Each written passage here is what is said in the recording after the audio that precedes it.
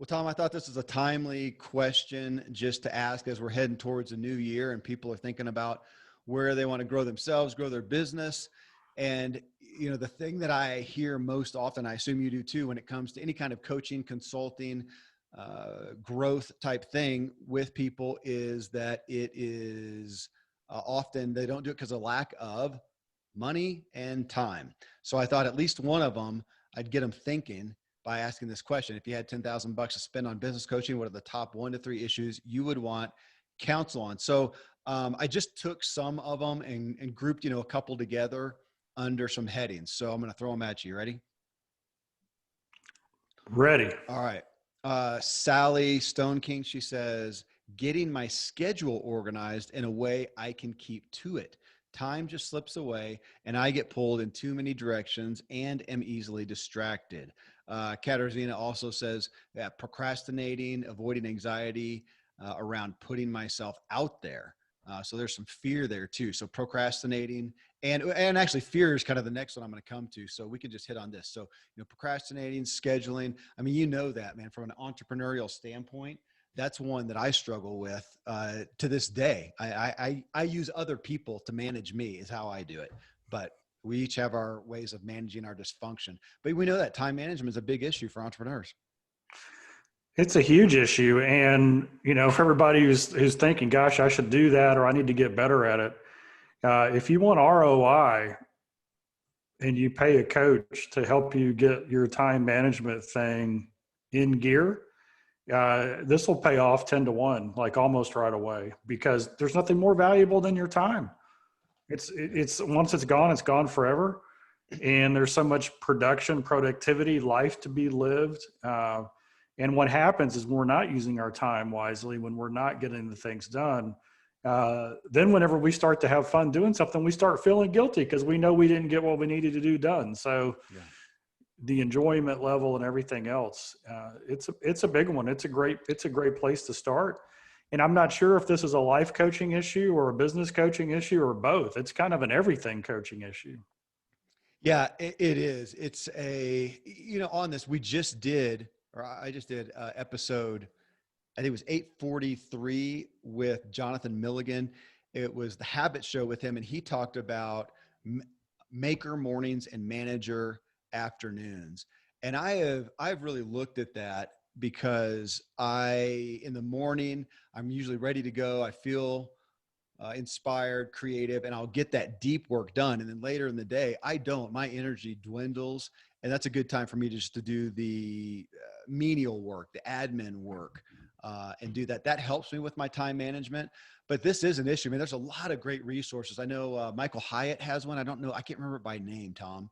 He has a time management. Focus, I believe. Focus. I think so. I think that might be the last show we had him on here talking about Focus. So you can check out Michael Hyatt and Focus. Kevin Cruz was somebody, KRUSE was somebody I had on the show, man, many years ago, but his book was really powerful. He's got one on time management. I think it's like the 15 things top leaders do time management. It's on the shelf behind me, but I can't see it. But there are some great resources. Go ahead, Tom. Yeah, we talk about it in Choose to Win and the Perfect Start. Make your morning, manage your afternoon. What you just said, we talked about that in the Perfect Start and how to get your day going right, in the right direction. Yeah. And I'm looking at it here. Let me see if I can turn around and do it. It's the 15 secrets successful people know about time management, Kevin Cruz. That was really powerful. I read it, and so did Dr. Randy James, our doctor and my co-host on the True Life Show. But there are, again, great resources out there. I think we just need to realize now more than ever that all these screens are being paid to distract us. And I have to figure out my perspective is figure out how to manage your dysfunction, figure out how to manage your distraction, your fear, your procrastination. I will say that one of the number one things that I do personally, and this is just for me, my personality style, it's not for everybody, but I have to create deadlines or I won't. And it's not even that I procrastinate. I'll just go build new things and I won't finish and manage and maintain. So I'm busy. I'm not screwing around and wasting time, but I'll set deadlines so that I finish, so that I show up, so that I do my routine. That's the only reason that I get these shows done at the appropriate time. And right now I have a team helping me. So I just, before I sat down, I got a text from my daughter, Eliza. She's one of my team. And she says, Daddy, you got all the social media in for next week, the headlines, so that the graphic designer can create them. I didn't. I had one or two left. And so I did the thought real quick, sent those in and sent back and said, thank you for helping me do that. So to get people to help you is to delegate that, get people to manage you. I think, yeah, sometimes as leaders, we don't, I get billed as a leader. I'm a leader and I need people to manage me in order to show up and do what I need to do. Hey, I could work something out with you. Yeah. Tell me. Yeah. So, and I'll actually make this offer to anybody on. I know what you're going to say. Listening. Yeah. So if you want to put together like a 90-minute, commitment that you're going to do every single day, as far as starting your day right, getting things done, I'll work with you on that. And I have a real simple thing. You're smiling because you probably know what's coming. Yeah, I do. Just send me 10 grand. 10 grand. And at the end of 90 days, if you've done it every single day for 90 days, I'll send your 10 grand back. Well, Tom, that's the question that I ask everybody. If they were given 10 grand to spend on business coaching, what are the top areas? Just take the 10, just tell Tom what you need to do, put a deadline on it, send him the $10,000 and he'll hold it ransom. There you go. Problem solved. That's it. And you know what? It's funny, but that's a hack that a lot of people use. They don't literally send somebody 10 grand, but they'll do different things. Delay gratification, plan a party or a celebration, a trip, a prize, whatever, at the end of getting something done. Yeah. And that's really good. You can do that micromanage in the day too. If social media or, if you're a news junkie or whatever, if that's like dragging you away from your priorities, just make a pact with yourself that you're not going to touch it until you've got X amount done every day. Yeah. Yeah. I think that's what I do with deadlines is there's a consequence if I don't do it, because if there's not, man, and it's hard not to go on to something else or procrastinate, or whatever. I even have my little triggers that I play with during the day, Tom. I mean, generally if I need to shower, I have to exercise first. So that's one of my kind of triggers to just go out there and do what I'm going to do. Same thing with eating. I generally am not going to eat until I have exercise. And it just helps me kind of plan my day. I did just exercise, did my mountain bike ride, came in here. So I'm here. I'm with you unshowered. I apologize for the smell, Tom.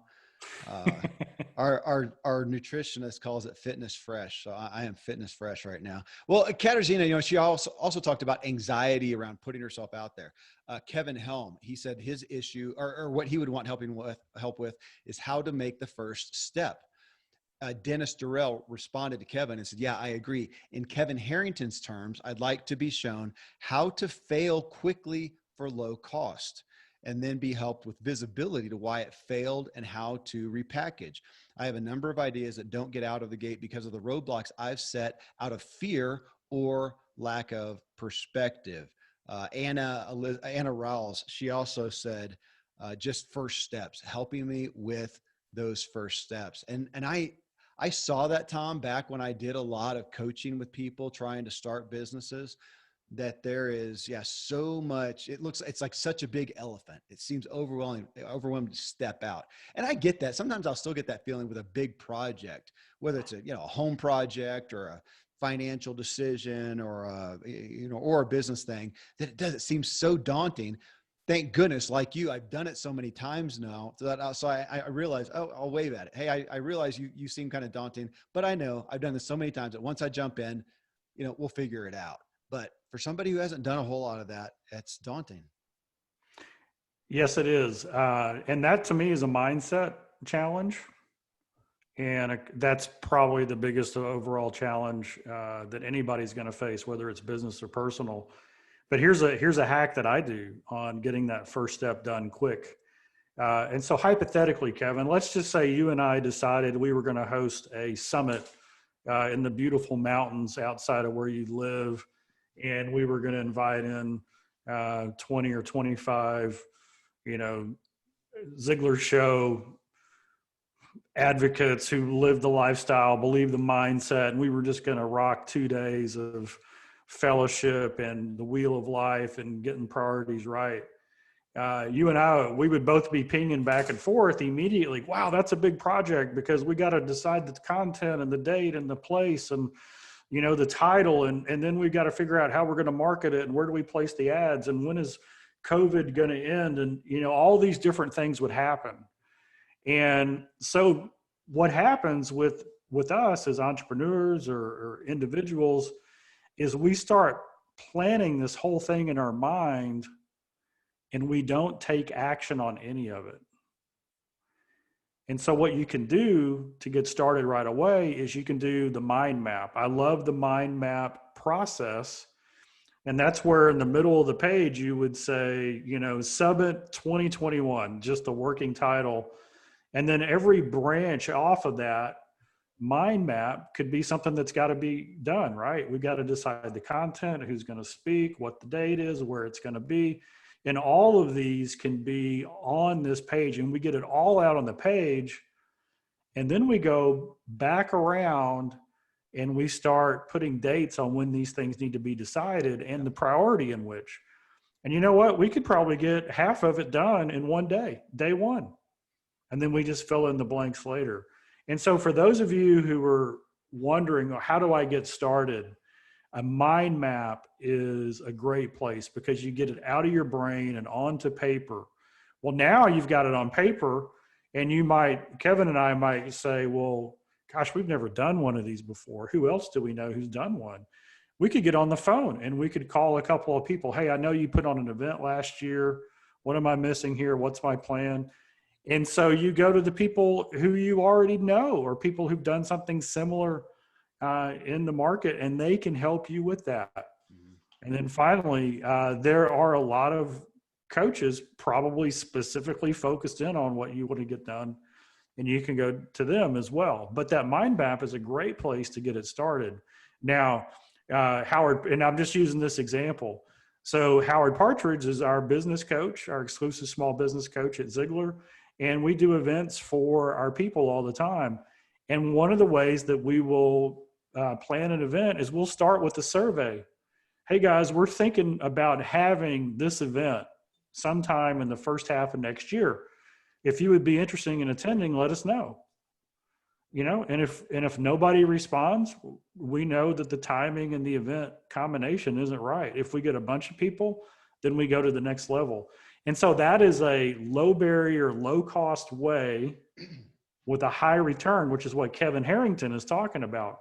Fail fast, fail quick, right? Without a lot of cost in it. Well, let's say we get 10 people. You could do a webinar with those 10 and say, hey, we're going to cover this. Come to this webinar. Well, if all 10 show up, that tells you something. Yeah. If 2 of the 10 show up, that says they're just being nice. They weren't really interested. And so that's a way to ramp up the game, but without a lot of cost and a lot of wear, as Dad would say, as Zig Ziglar would say, without a lot of wear and tear on head and hair. Yeah. Yeah. I like it, Tom. I do. Yeah. Having other people involved is just so beneficial if you can do it anyway. I'll even do it, Tom. I did it recently where, new project, and I'll write some stuff out and shoot it off to my web person and say, okay, hey, start working on this. She's going to respond back to me, one, and I'm gonna have to respond to her. So it kind of starts the ball rolling. 2, minute she starts doing work, I'm getting charged. I'm spending money here. That holds me accountable as well. And to that, hiring a coach is powerful just for that, just for the accountability and for the investment. I mean, you cough up, you do a contract with a coach and you're going to cough up front, however much money, whether it's $100, $1,000, $10,000, whatever it's going to be. Just by doing that, I find that it causes people to take action because now you've invested money that you don't want to waste. You want to get something out of it and you want to get as much out of it. And doing that sometimes, I've known of people, and I think actually, honestly, back when I did a good amount of coaching, I know people, and I think the best benefit that they got from the coaching with me was just that it motivated them to take action. And accountability, the accountability of us setting a call and them knowing that they're going to have to show up and say, what they've done on their part. And sometimes I felt like I don't know what grand wisdom I gave them. I'm sure I gave them some good guidance, but some people I feel like I knocked it out of the park. Some people I feel like I think you just did it all. You just kind of needed me to help you as a catalyst. It's very valid, as you know. Well, here's we asked. Well, you know what? Some people posted amongst different things mindset. You said mindset a minute ago. Nicole. No, it was John Miller. He said mindset. Kent Sanders said mindset, amongst some other things that I'll mention in a second. But that to get the mindset. I mean, for somebody who has not been in business for themselves, has not launched something, has not started something, it is a different perspective. I mean, that's what I dealt with back with Free Agent Academy when I was doing that. You have to have somebody who's been a lifetime in school being told, kind of what to do and following the system, regular school, college, graduate, doctorate, whatever it may be. Then they get into the workplace as an employee, same thing. And now they want to come over here and it's all up to them. Not only is it fearful, but yeah, what is the mindset? I mean, that's relevant. I don't know that anybody should just automatically have that. How do you get the mindset? Great place to take a business coach and say, what do I need to know? What are the big areas that are going to be different for me in my work life? That's highly relevant to get somebody just to help you with the mindset of this new endeavor. If you're going into business new. One of the things that I use, and I'm just going to paint a picture, and this is for business owners, people who are running their own business. You could have employees, you may not have employees or team members, but this is the way I look at it. I want you to think of a target. And in the bullseye of that target is the owner. That's you. And we've got to get the owner right first. If the owner's not right, then everything else is going to be difficult in the business. So where do we start with getting the owner right? Well, it's mindset, it's the mental, it's the way we look at life, it's our attitude, it's our spiritual qualities, it's the things that help us make decisions, it's our beliefs around that, it's our self-image of, am I worthy, am I capable, do I deserve this, can that happen? So the next ring out is your people. And so as an owner, and I'm trying to get something done, I know that I've got to work, develop, engage, encourage, motivate, inspire, lead, influence my people. And then the third ring is systems. If I'm going to have a sustainable, scalable business, I got to have systems in place. And the challenge in business is that the systems need and the people need are always switching places. Some days we got to develop our people, and some days we got to put in systems. Otherwise, we're trapped. But none of that's possible for long-term scalability and growth unless you as the owner are right. And you being right starts with mindset. Yeah. And so when you work with a coach, and this is what we do, what I do in legacy coaching, what our Choose to Win coaches do that we equip to go out and coach, is we identify where you want to go.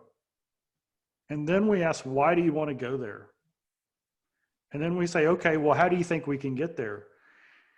And just the words that people use. Well, I'd really like to do it, but I never went to college, or this is the first time I've ever done this. Then we know where their mindset's coming from. It's coming out of fear. It's coming out of I'm not worthy. I'm not good enough. I'm not competent. I'm not going to make that happen. And so that's where the coaching really turns it on its head and says, wait a second, let's talk about why you want to get there again. And what is it that's keeping you from getting there? Usually it's lack of knowledge, right? Usually it's you just never done it before. Yeah. Well, guess what? You learned to walk at one time. You probably learned to ride a bike at one time. You learned your alphabet at one time. This is no different. And so let's start thinking about how we can choose the mindset. And so we start asking more questions that come from that. When the mindset is right, it's almost like learning through a fire hose, right? When the mindset is right, because the good stuff is just coming in and the possibilities are endless. When the mindset is wrong, it almost doesn't matter how big the fire hose is, because it's all unknown, right? It's like this lack of confidence and belief that, you know what, I may not know the answer now, but I can figure it out. Yeah. Yeah, well, Tom, you just finished a Ziglar legacy certification, and this is a Ziglar show, so I am happy to shamelessly promote what Ziglar's happening. You have ZLC. Now, I went to ZLC. I got to go there in person. I loved that. I'm always a proponent of that. We can't do that right now in this day and age with COVID, but you just did one successfully online, getting together with a group of people. I'm going to call it immersion, as much immersion as you can get with other people who have that mindset that you're desiring is so powerful. And I know when you go through Ziglar or ZLC, you spend time, intense time with this group of people, with the Ziglar family, and then you join you're part of that group ongoing in an online aspect. That is so powerful. There are others, of course. This is Ziglar show. We're talking about Ziglar. There are others out there that are so powerful, groups where you're immersed in it. That it's what you do on Facebook, it's your social media, it's with that group, it's maybe some private groups, it's events, it's content and things where you're with people. That is the powerful thing of seminars. I mean, you go to a conference and you're with, whether it's 100 people, 10 people, or 10,000 people, and they're all there for the same reason, talking the same things. Man, it will reroute your mind. It'll rewire your mind to think. Everything becomes so much more palatable and plausible and feasible because it's just the norm for everybody there. It wasn't your norm, but to go be with those people. And it's no different than if you want, to pursue weight loss or fitness, or if you're going to take up a new sport, go be with a group of people. It's what they do every day. I was just with some mountain bikers. Just what they do, man. It makes it all seems like this is just normal. Man, the powerful thing that does to your mind. So I'm going to call that again, immersion. You can do that with so many different groups. You can do it with Ziglar. You can do it with other people. Find whoever resonates with you. And I would say join a group, get with other people. We're back to the Jim Rohn. You become the sum of the 5 people you're around most. You can make those people these days rock stars around the world that gather together online. It's so powerful. Tom, I meet with a group of Christian guys, businessmen, influencers on Monday mornings. And it's usually, 10, 15 guys for 30, 45 minutes. They share what's going right, what's going wrong, where they need help. And it's just so redirecting for the mind. It's so powerful. Yeah.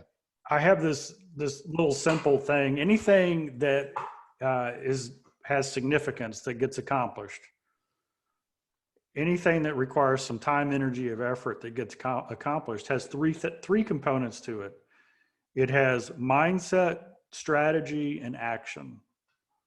And so let me define what those 3 things are. Mindset is simply the habit of right thinking. Strategy is the habit of right planning. And action is the habit of right doing. Right thinking, the right mindset, that's a habit.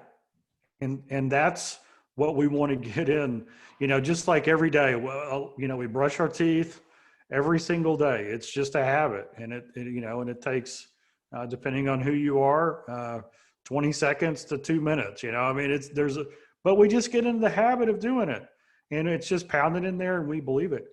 We can actually have the habit of right thinking where it just automatically becomes that habit. And so when you're trying to accomplish something you've never done before, you have to develop new habits. You have new skills to learn, new ways of thinking, new perspective. There's a song that says, I think one line is, what if everything goes wrong? And the other line is, well, what if everything goes right? Yeah. And we need to start letting the possibility of things going right happen. And so, we got to put skin in the game, and this fail quickly at low cost. There's all these little tests you can do. And usually, failure, I would much rather see somebody test and have 40 failures and then bet the farm than just struggle with trying to get it into perfection and bet the farm on the first go. It doesn't make any sense. What I've noticed about programs that work is whoever or whatever it is that somebody's trying to create, whether it's a business or a new way of doing something, whatever it is, they have this vision of what it's going to be. And then if they look back on it a year later and all the things that it's more successful than they can imagine, but it's only about 30% of what they originally thought it was going to be when they got started. And it's because you learn as you go. You know, your statement about what if it go, we tend to think, what if it goes wrong? What if it goes right? Coming back to risk just reminded me of that perspective that we so often miss. And I've said this so many times, and I just read it from somebody else. So we're all just messengers. Who knows who said it to begin with? But we look at the risk of what might happen if I go forward, and we don't do enough of looking backwards and say, what's the risk of staying where I am?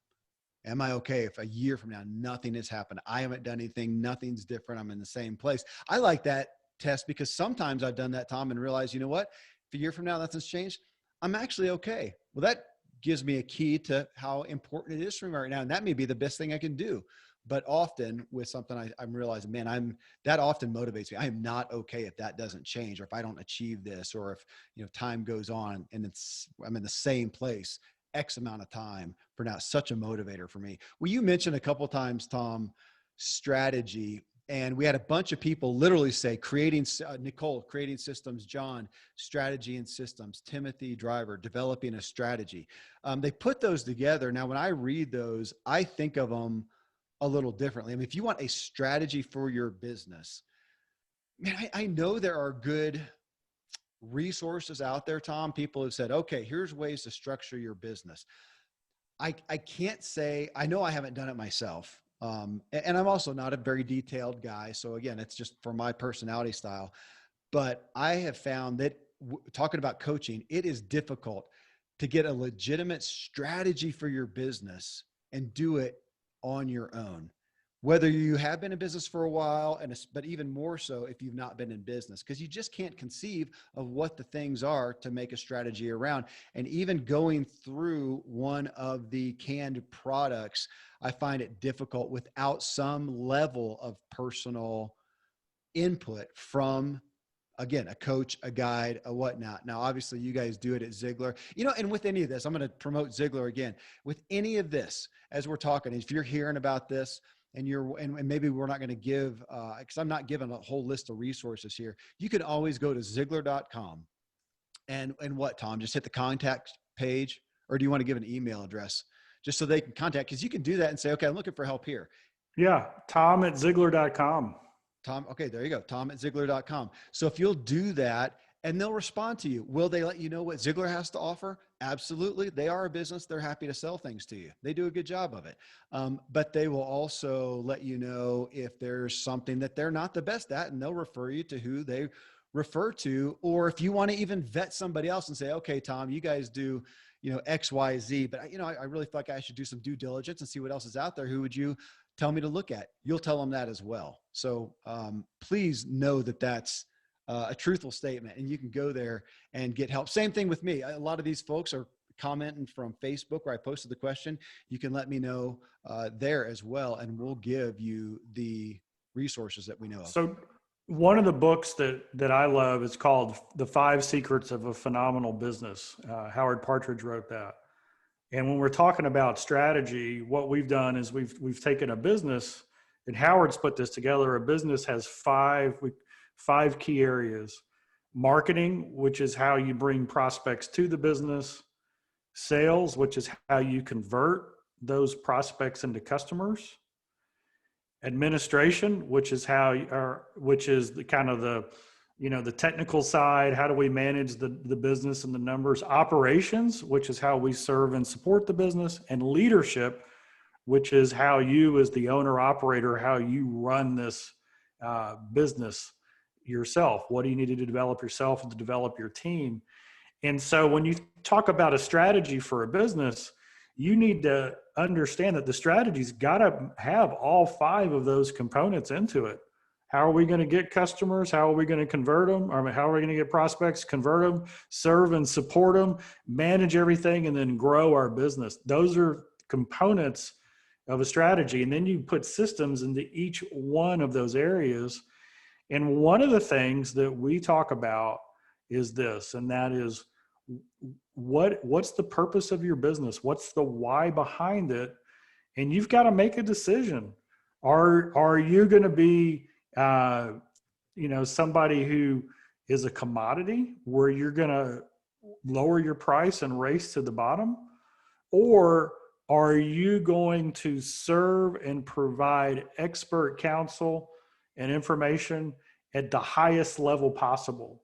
And you're now in an experience business. So those are opposite ends of the spectrum. And of course, we believe in the experience level.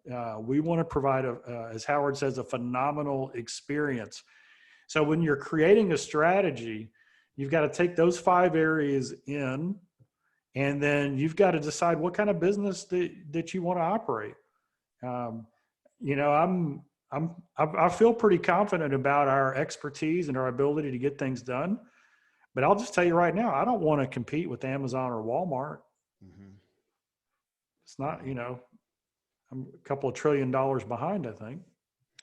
Yeah. You know, on that note though, Tom, this is episode 846. In our previous episode, 845, I was with Jess Ekstrom, and we talked about that specifically because she has Headbands for Hope, multi-million-dollar company selling headbands, girls' headbands. Well, now they do other stuff too. They've got hats and I don't even know, masks and different things like that. Huge business. It's just, you know, knocked out of the park. She doesn't even have to run the thing anymore. She's off doing other stuff. And we talked about that because I said, I was candid with her, Tom. I said, seriously, when I saw this, headbands, really, you did well with headbands. Talk about a commodity. If I want a headband, my girls need headbands. You go to Walmart and spend a couple bucks to get headband, and you created these premium. How did you? So she talks a little bit about that and has more information on how she made a premium product, made an experience, made an image people wanted to associate with her headbands, and knocked out of the park, which what would otherwise looked at as a commodity. You know, you mentioned systems here too, and people did that as well. So one, we just talked about strategy, but when you look at systems, a resource I did want to give, I'm not an advertiser for them or anything, but I realized I just had so many irons in the fire. We have so many people involved in all these moving parts now that I reached out to a friend who is a high-level project management guy. And I could have hired him, and maybe I should at some point, for many, many tens of thousands of dollars to do it. But I said, look, here we're doing, it's kind of, you know, this isn't super deep. I know what I want done. I just need something to help me manage it. And he gave me a tool. He said, there's one of many, but he uses a company called, or a platform called Asana, Asana. And there's others out there, lots of, you know, Basecamp and different things. But he said, listening to what I wanted and that I'm not super techie, I don't want something super in depth. We signed on with that. I have no idea. I think you can do it for free. And then we probably upgraded for, I have no idea what it is per month. I think it was, you know, a little bit, it could have been $10 or $50 or something like that. And I have I have somebody on my team. Actually found out, Tom, it was one of my daughters, another daughter, and didn't realize her acumen to this level, but she had been working for a company and doing a bunch of project management. And so she's just taking it and running it. So I'm just feeding her stuff. Okay. Here's the projects. Here's all the steps that I see. And then today, as I'm going through, I forgot about that. I just shoot it to her, a text, an email, whatever. I don't even get in this thing and mess with it. I just give it to her. She then uses it to manage the rest of us and keep us on track. Some people participate in that platform. Some people are like me, and we're paying her just to keep us all going. But that, as far as a systems type thing, especially if you're not organizationally minded, which I'm not, if you're not admin and managerial minded, which I'm not, it's a great place to not forget stuff. That's the hardest thing for me as a creator, is I create stuff and then I forget it, or a week will go by and I'll go, wait, what happened to that thing? I did this to a group in one project 2 days ago. And I said, I'm emailing all you guys. I have no idea whose court the ball is in. Somebody respond back and let me know. And they did. And then, you know, of course, we're trying to get up to speed, so this Asana thing will help us. But there are some neat project management tools out there that you can use for $0 or very little dollars, just to help you compile and help you with a system and not forgetting stuff. And you can assign stuff. And you could do this as a solopreneur. You can go in there, assign it to yourself, and set a date, and it's going to send you an email, or it's going to let you know when you're in there. Those kind of accountability things that we need to respond to, I find, are generally golden for entrepreneurs, because whether they're organizational, managerial, administration minded or not, you still have so many hats to put on, so many things you got to do. And at the end of the day, the most powerful thing you can do is go create and sell. So all that stuff over here that goes by the wayside. So there's a tool. There's one aspect of a resource. Sales came up, and there were multiple people that talked about just needing help with, sales and marketing. And I want to start off again with Secrets of Closing the Sale. It's one of the premier books in sales ever. It is the classic that Seth Godin and most every big business leader out there has Secrets of Closing the Sale. It is a foundational book for sales. Please go through that. I've had my kids read it, and it's the same with How to Win Friends and Influence People. For sales, somebody mentioned negotiating as well. That's the place to get it. The Ziglar Corporation, the Carnegie Corporation, I mean, that's what they're about, is sales, how to win friends, influence people skills, PR, soft skills is what they call them these days. Though somebody recently said, no, those are essential skills. Talk about essential services. These are essential skills. And there are places to get those. Now, obviously, you can come to Ziglar as well and get help with that on sales training. I don't even know what all resources. Yeah, I know there's audios and videos and whatnot on sales, but they can obviously contract with somebody there too.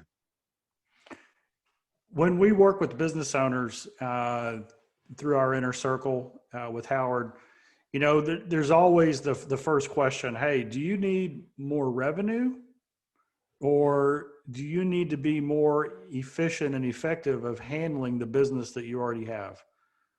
And so, everybody's in a different place in their business. So some people have plenty of revenue, but they're bleeding because their systems are broken.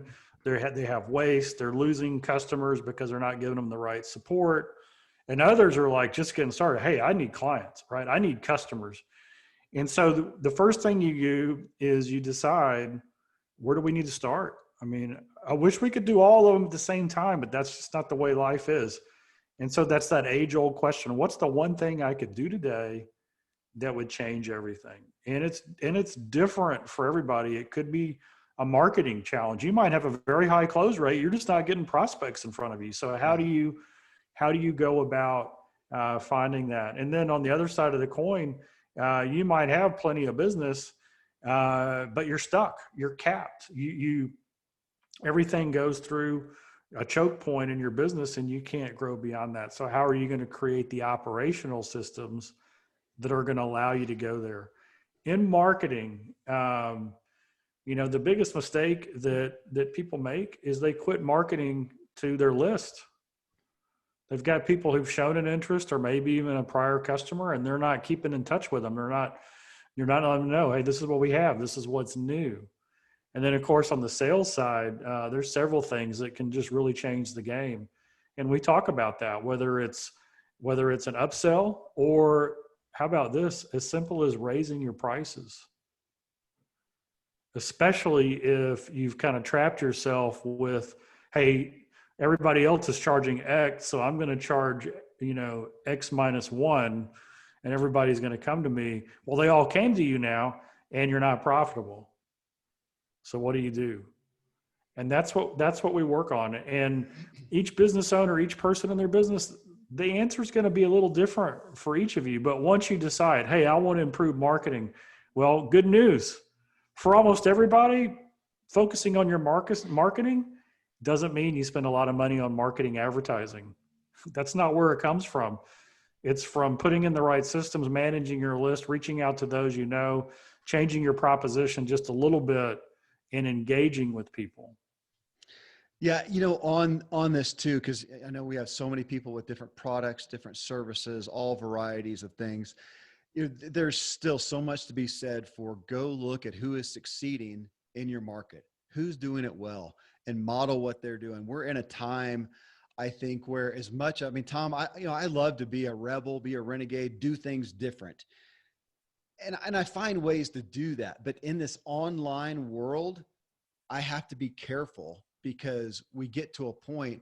If you want to go buy a book online or buy any kind of product, we've all come to, if you've done it that much, we come to expect how the page flows, where the sales, is, where the buy now button is, where the prices are, where the reviews are, where the, people who like this as well, where the comparisons are. We know that I know that from Amazon. I use it a lot, but I see that, all the top places, it's pretty similar, and they know that if you confuse people, they'll go elsewhere. So to think about that with your product and service on how you're presenting it, how you are showcasing it, be unique. And then what you say is different and unique about your product, why they should buy yours as opposed to somebody else. That's where you stand out. But as far as, how you are marketing, how you are selling it, how you are presenting, I think the best place to do is go look at who is succeeding in that area. And you talked about marketing, Tom, and about frequency and how much you're putting out there. I know, and you do too, that you can put stuff out there and then realize I am not getting traction. Well, Nicole, this is a good response here from Nicole Young. She said she would get help with content and copywriting. I actually asked her, I said, how to come up with content or just how to structure it effectively. She said, I am a life coach for women who have lost themselves / their identity throughout raising babies and being a wife. Making mindset change, body change, etc., is difficult. Knowing how to use words to draw women in and tap into their desire to put in the hard work for a better life is difficult for me. Yes, it is. I wanted to affirm her there. I've talked about this. I talked for a mastermind group recently. They had me as their guest or leader for the day. And they asked about podcasting, and somehow it came up. Somebody asked, and I expounded on the reality. So here we have the Ziglar show, tens of thousands of downloads, 450,000 downloads per month. And I used to think errantly that, well, if people subscribe to my podcast, they'll just listen to anything I put out. And I would say that even facetiously. That's what I thought. I was wrong. And I actually found out by doing a survey to my Facebook group, which has a lot of the listeners. And I said, look, do you guys, in fact, listen to do you download and listen to anything I put out since you're a Ziglar Show listener? And they said, nope. Because I'm a listener, I will look at the title of the show and maybe the description. But if it's not something I'm interested in or care about, or it's not compelling, no, I'm still not going to listen to it. Well, that's a big deal. And it helped me understand too, why we saw such big discrepancies in downloads. Here's one show and boom, man, it just goes through the roof. Lots of downloads really fast and more than ever. And then we do another one that I may think the content of the show was the best ever. And it gets half the downloads. And I'm thinking, how is that? If people listen, don't they listen? And realizing that I can kill it by a bad headline. So if you go into iTunes and look at that and how important it is, a lot of times I'll go look at some of the best before I name a show. And I've had sometimes where 2 days into publishing a show, I'll realize it's doing poorly and I'll change. We'll go in and change it. So at least the people who come now will see a different headline to try to bolster that. And even over here on the description, if you're in iTunes, there's a description of the show, how important that is. Again, you'll always find celebrities. You can find, Joe Rogan has the biggest show podcast on planet Earth. I think he could probably just leave it blank and people are going to listen to it.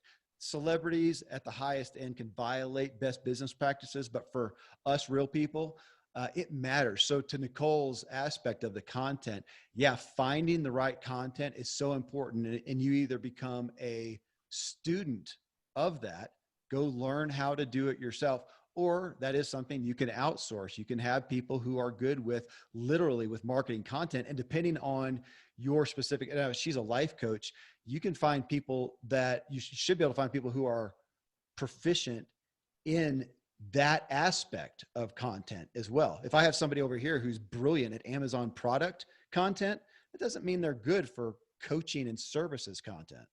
Yeah. And I'll do a little, that on the life coaching, cause that's one of our spaces. And I would say this, you got to make the copy resonate with your reader, your ideal customer, your avatar, who you're looking for, to the point where they will reach out. They will fill out the form. They will say, send me more information. They will attend the webinar, or whatever that case is.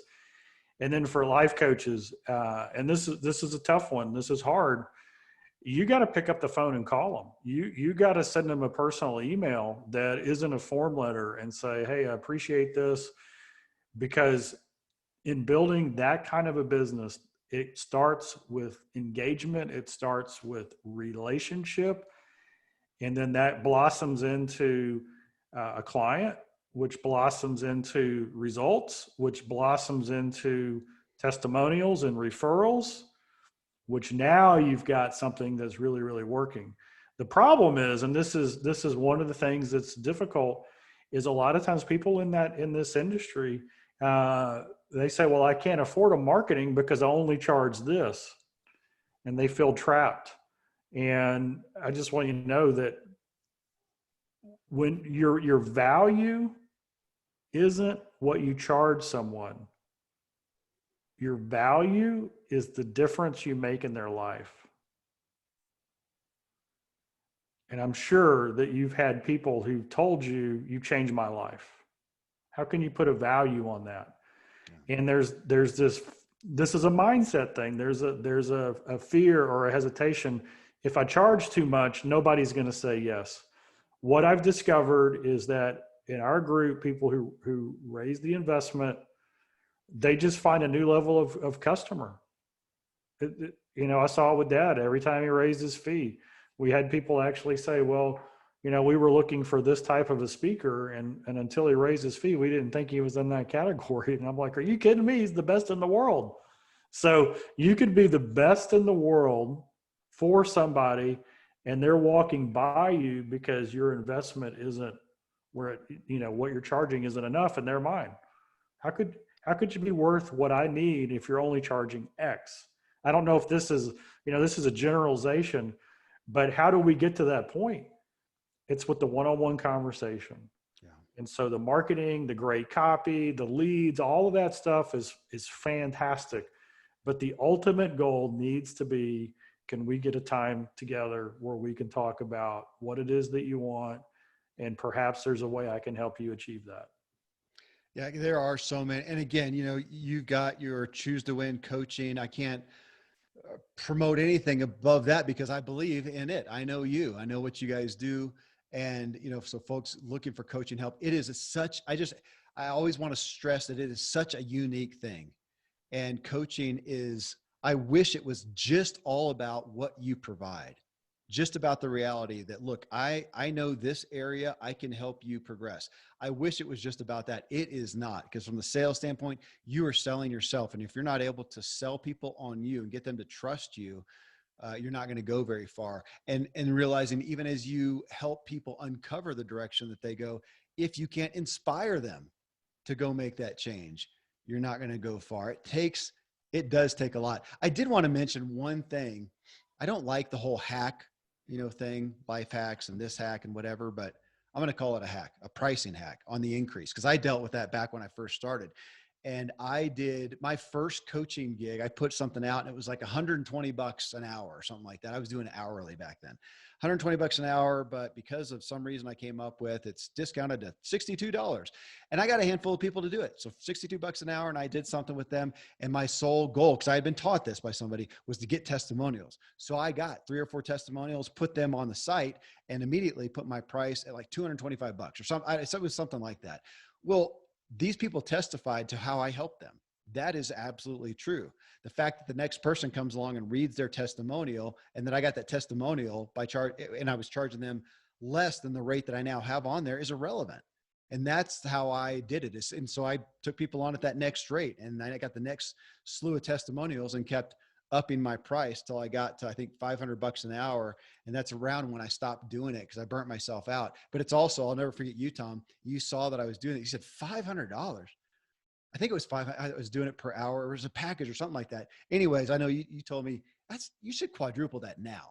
That's terrible. I'll never forget that. But again, it's hard for us all to do that, but to realize if you get testimonials, you put a price on there and people will relate those.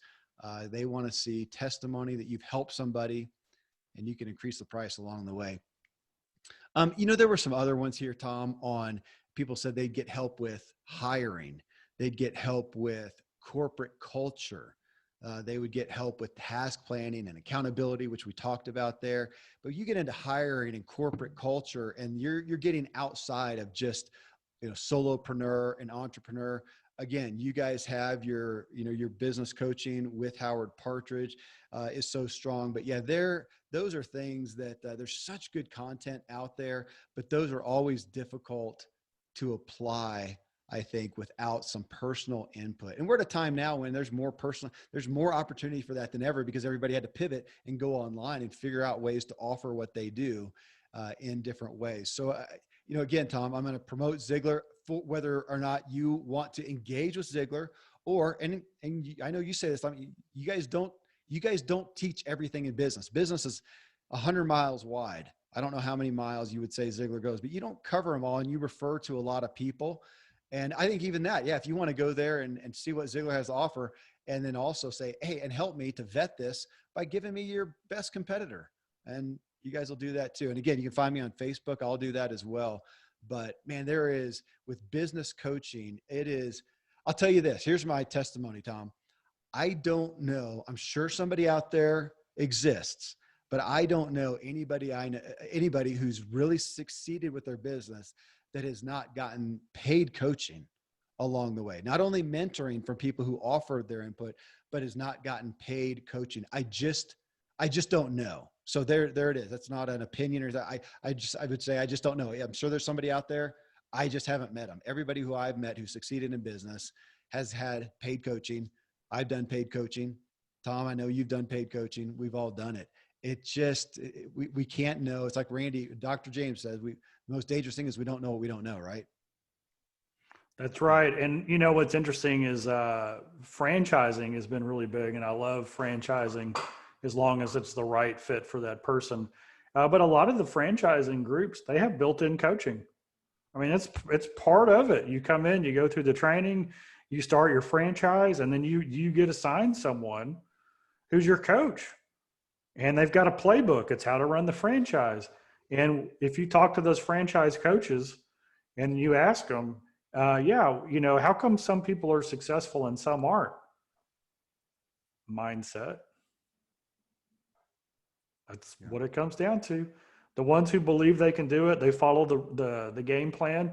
They risk wisely. They jump out there and make it happen. They do great. They have that growth mindset. They're going to make it happen. And those who are like, they wanted this to be a turnkey purchase that just ran itself because, they don't have faith in themselves. They don't, they ended up with some money to buy a franchise, and now the franchise isn't working. It's obviously not my fault. What'd you do wrong from the franchise perspective? The franchise didn't do anything wrong. It's the mindset of that operator. That's why in any franchise organization, you're going to find franchisees who are extremely successful and wealthy, and others who are struggling, and they're in next door's zip codes. Yeah. The demographics are the same. Yeah.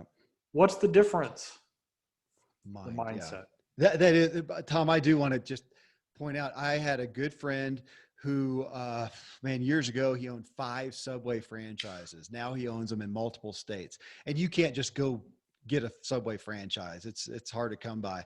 And had another guy who was a client, I think it was a client of my dad's, of Dan Miller, who had money and decided, hey, those things are just gold mines. I'm going to do that.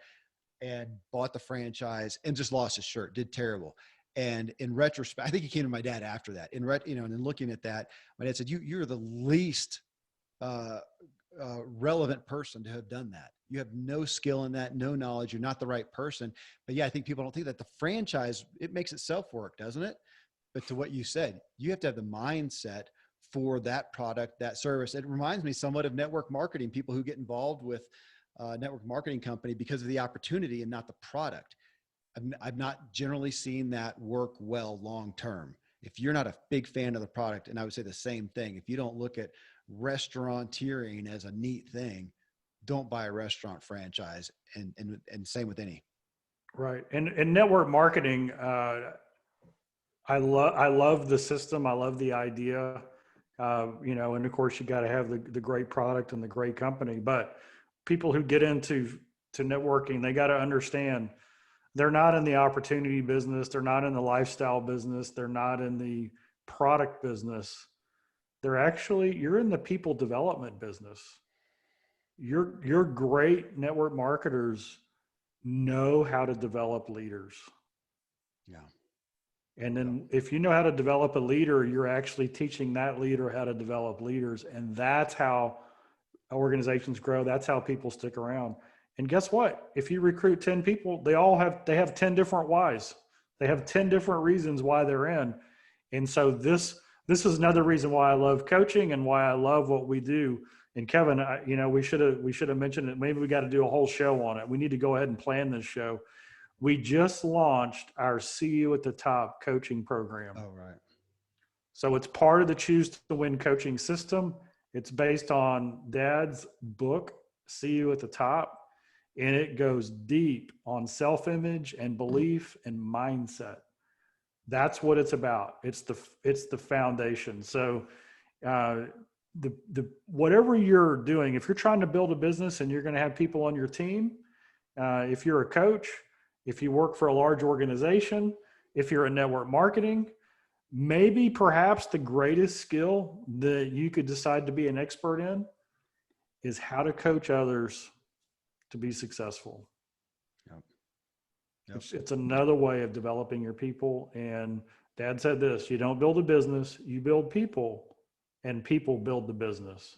Yeah. Well, so to this, I hope it's inspiring to get some coaching, and you can get coaching for $100. You can get coaching for $10,000. You can get coaching for $1 million. It depends on what level you're at. Tom, I was looking at social media and looking at all that's out there. And I finally said, I kind of threw in the towel. I was going to assign with the team members. And I said, they're going to go do this work. They don't know what they're doing. I asked around to my network and said, who do you recommend? And hired somebody to give us a social media strategy, just what people ask there, develop that. I think I'll end up spending $1,200. We'll do a couple calls and it'll tell my people what to do to go out there and actually make our social media efforts consistent and valuable and give us a benefit as well. So just can't say enough about coaching. I hope this got you thinking. That was the point of it. And again, feel free to go to Ziglar.com. Always good to do it with you, brother. You bet.